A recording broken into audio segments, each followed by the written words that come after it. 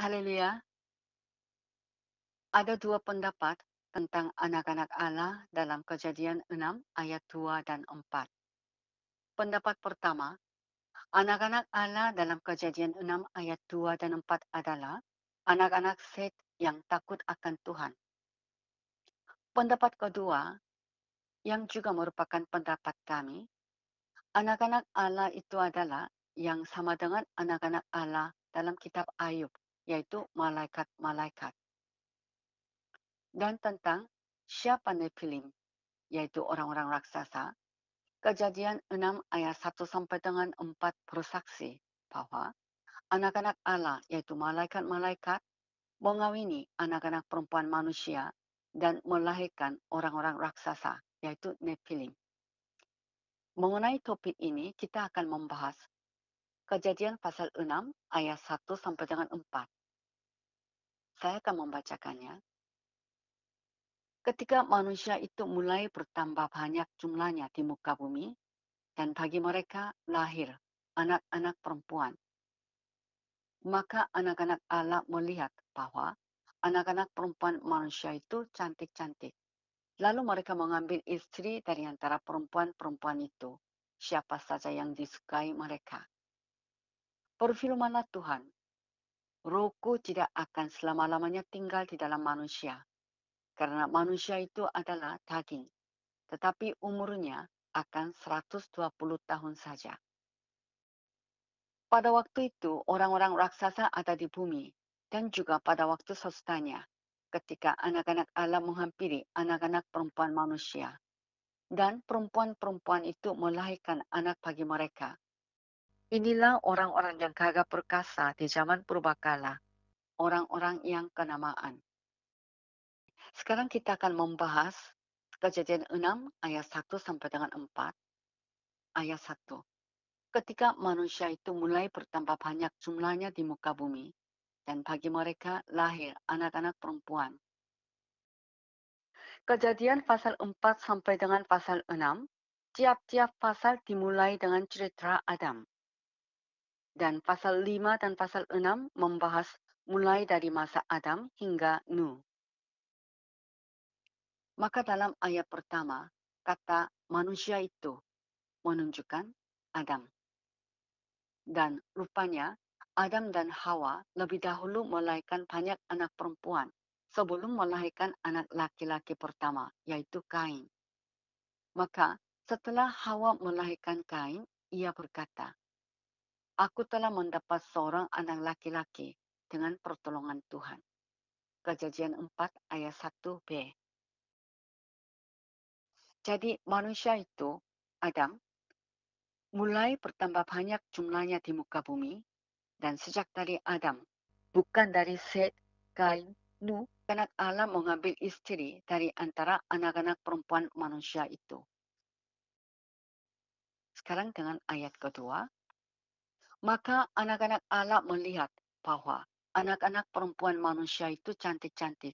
Lalu mereka mengambil istri dari antara perempuan-perempuan itu, siapa saja yang disukai mereka. Sebutan anak-anak Allah terdapat dalam seluruh kitab suci di dalam 5 ayat, yaitu Kejadian 6 ayat 2 dan 4. Ayub pasal 1 ayat 6, pasal 2 ayat 1, pasal 38 ayat 7. Dan semuanya menunjukkan malaikat-malaikat Allah. Malaikat-malaikat Allah disebut anak-anak Allah, karena malaikat diciptakan oleh Allah sendiri. Kalau manusia, hanya Adam saja disebut anak Allah, karena Adam diciptakan langsung oleh Tuhan, seperti dikatakan dalam Lukas 3 ayat 38. Demikian bunyinya, anak Enos, anak Set, anak Adam, anak Allah. Jadi Adam anak Allah, tetapi Set anak Adam, bukan anak Allah. Dan Enos anak Set, dan seterusnya.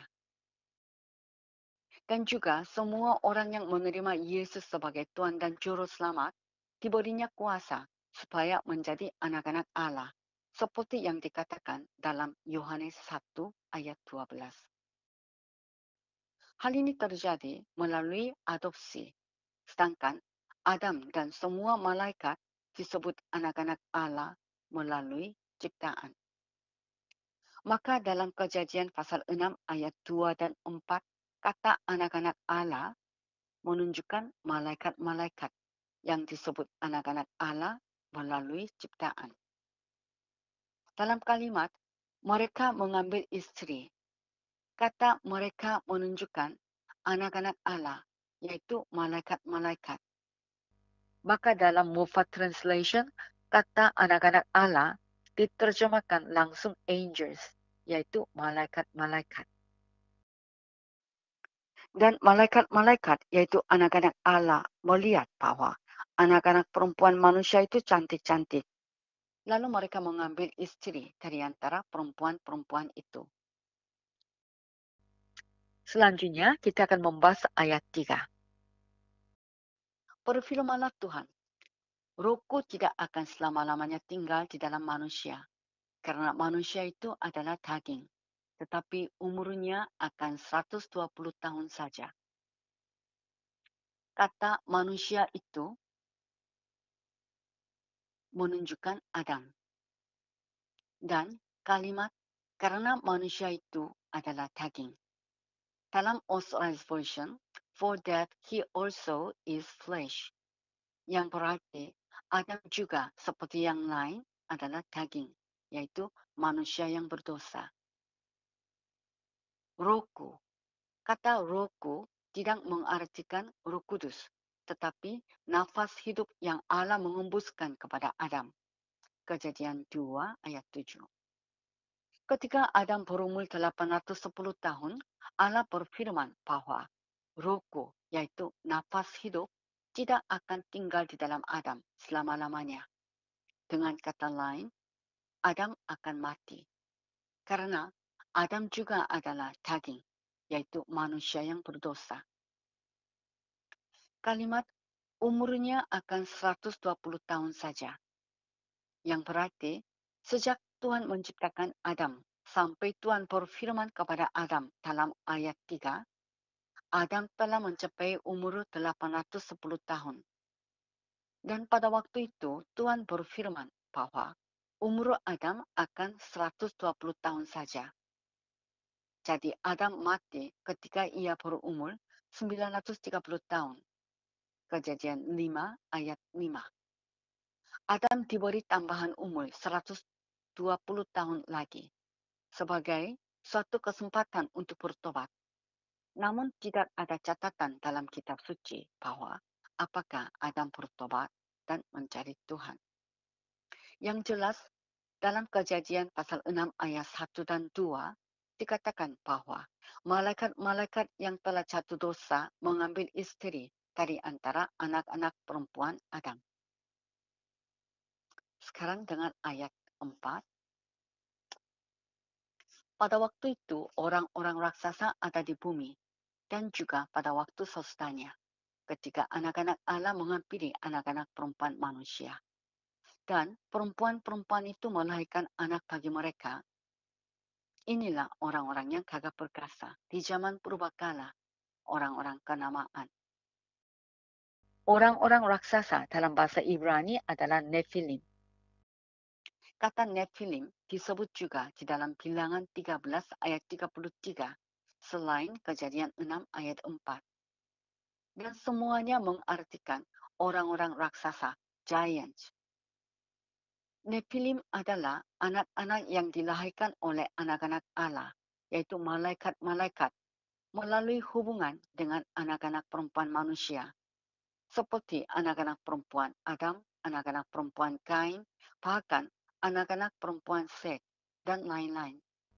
Lalu dilahirkan Nephilim, yaitu orang-orang raksasa. Tentang Nephilim ini, kita akan membaca kitab Bilangan 13 ayat 32 dan 33. Juga mereka menyampaikan kepada orang Israel kabar busuk tentang negeri yang diintai mereka, dengan berkata, negeri yang telah kami lalui untuk diintai adalah suatu negeri yang memakan penduduknya.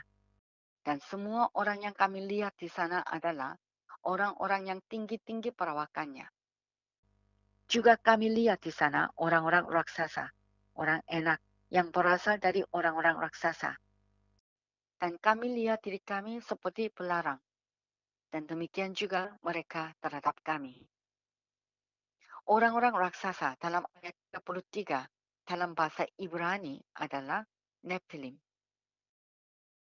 Orang-orang raksasa seperti dalam ayat 32b yang tinggi-tinggi perawakannya dalam bahasa Ibrani adalah Nephilim.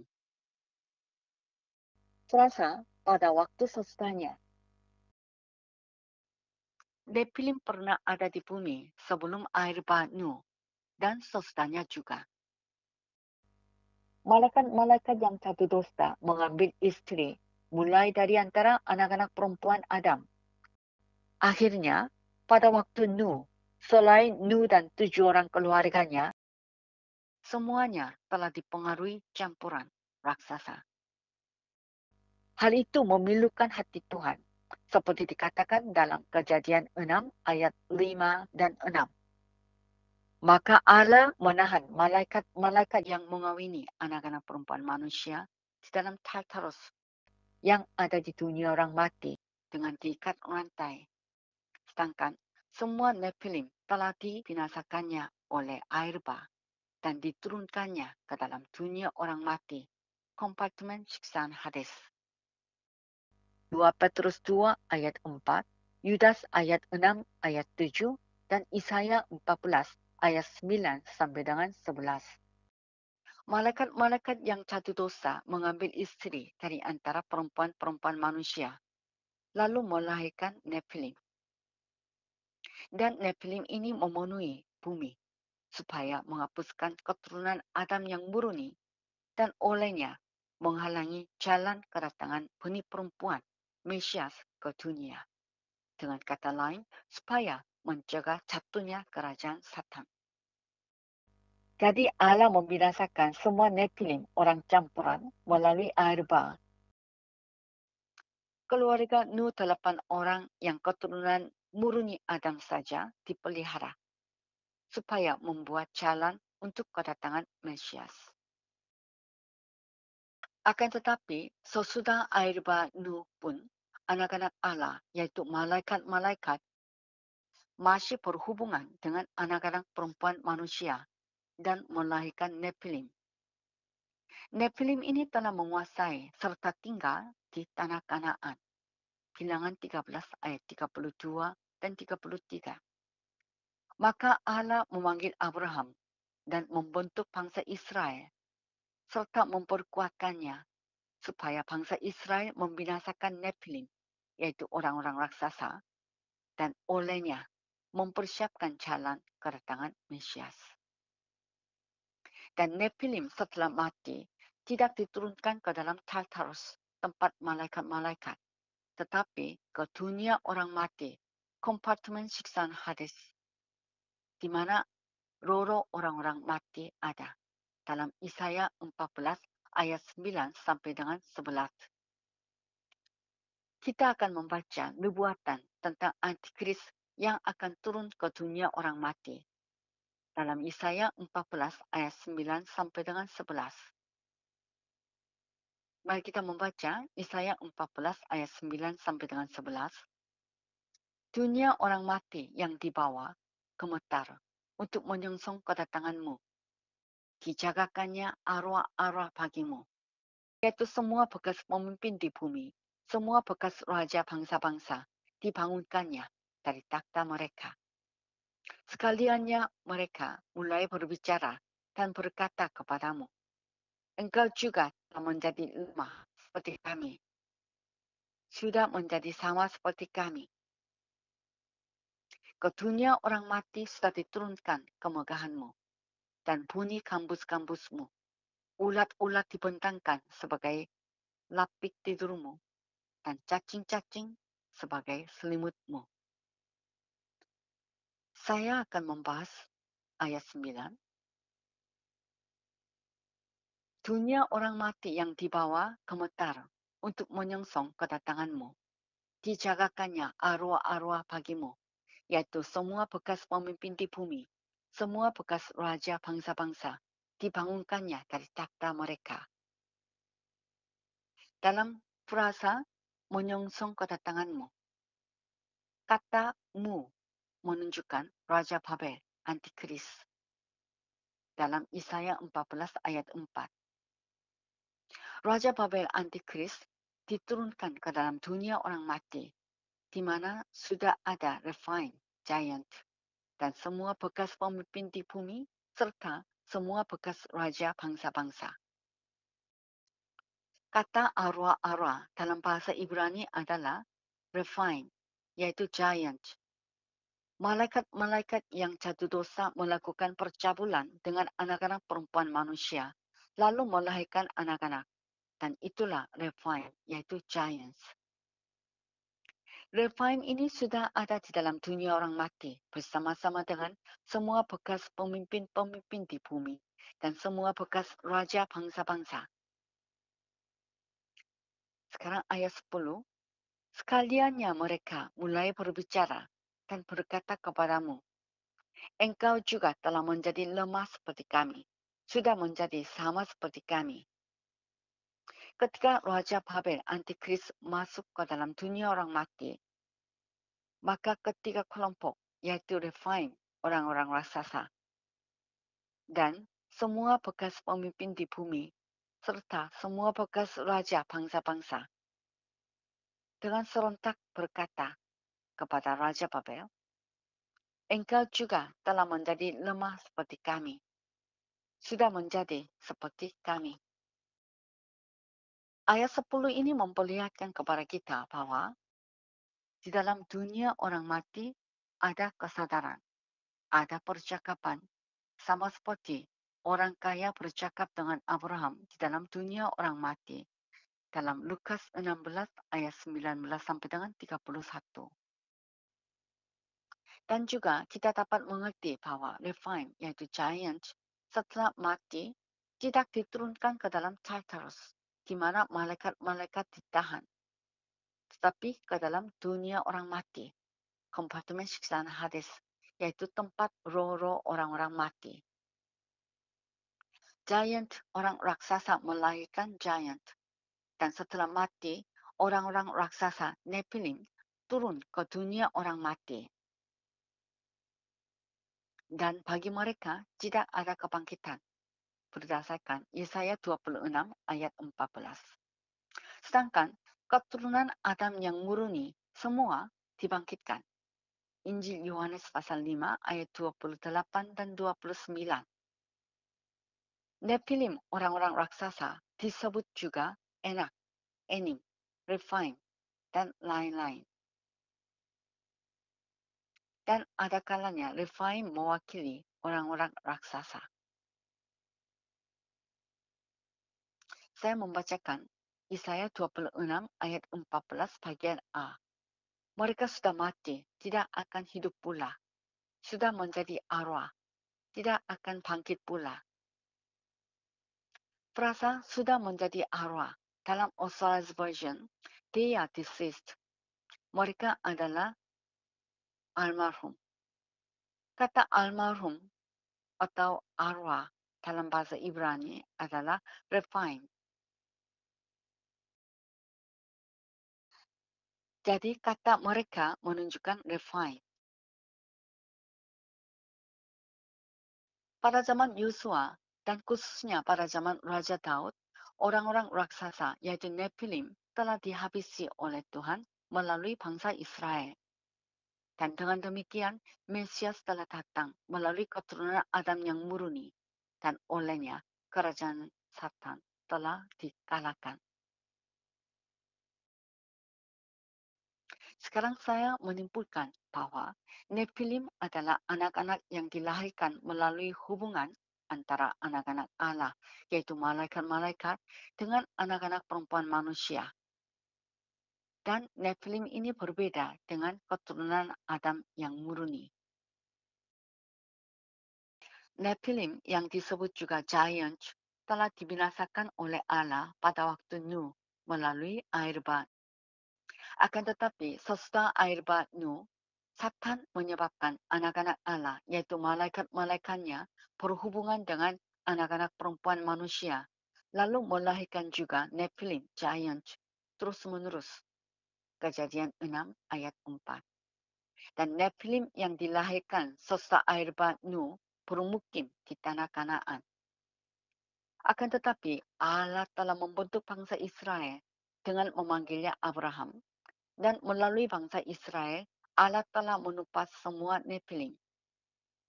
Tujuan Satan yang membuat anak-anak Allah, yaitu malaikat-malaikat, menghampiri anak-anak perempuan manusia serta melahirkan Nephilim adalah supaya melenyapkan keturunan Adam yang murni, dan olehnya menghalangi jalan kedatangan benih perempuan Mesias ke dalam dunia, sehingga kerajaan Satan dapat bertahan terus-menerus di bumi.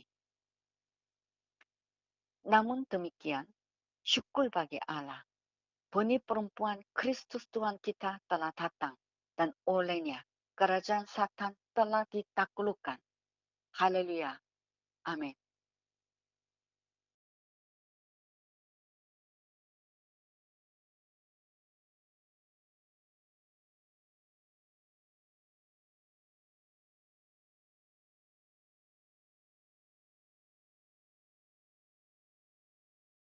Allah Bapa, kami berterima kasih karena kami mengetahui tentang Nephilim, bahwa malaikat-malaikat yang jatuh dosa berhubungan dengan anak-anak perempuan manusia, lalu melahirkan keturunan. Itulah Nephilim. Dan Nephilim ini telah ada sebelum air bah Nuh maupun sesudah air bah Nuh juga. Bapa, kami mengerti sekarang bahwa tujuan air bah pada zaman Nuh adalah supaya melenyapkan semua Nephilim. Kami mengerti juga mengapa Tuhan memanggil Abraham dan membentuk bangsa Israel, yaitu supaya menumpas Nephilim yang sudah ada di tanah Kanaan. Bapa, Nephilim setelah mati tidak diturunkan ke Tartarus, di mana malaikat-malaikat ditahan. Tetapi Nephilim diturunkan ke dunia orang mati, di mana roh-roh orang-orang mati ditahan sampai hari penghakiman. Sekarang kami mengerti juga bahwa Nephilim tidak bangkit setelah mati. Sedangkan semua keturunan Adam yang murni bangkit untuk hidup yang kekal maupun untuk dihukum. Bapa, kami ingin kebenaran tentang Nephilim disampaikan kepada banyak orang. Pakailah kami semua. Dalam nama Yesus kami berdoa dan mengucap syukur. Amin.